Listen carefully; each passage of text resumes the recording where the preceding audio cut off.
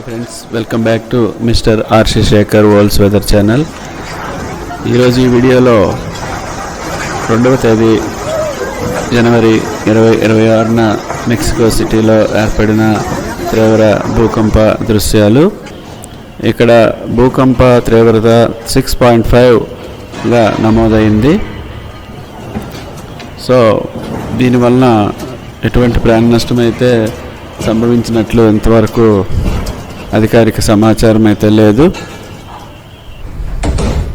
ఇది latest news from Mexico.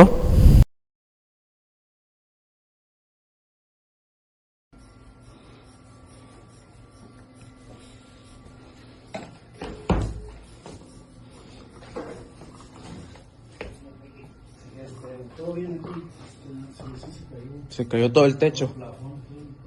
గిరేరో రాష్ట్రంలో సంభవించిన 6.5 తీవ్రత గల భూకంపం మెక్సికో సిటీలో లా రాసా నేషనల్ మెడికల్ సెంటర్లో కనిపించిన దృశ్యాలు ఇవి. అయితే భవనానికి ఎటువంటి నష్టంను కలగలేదు.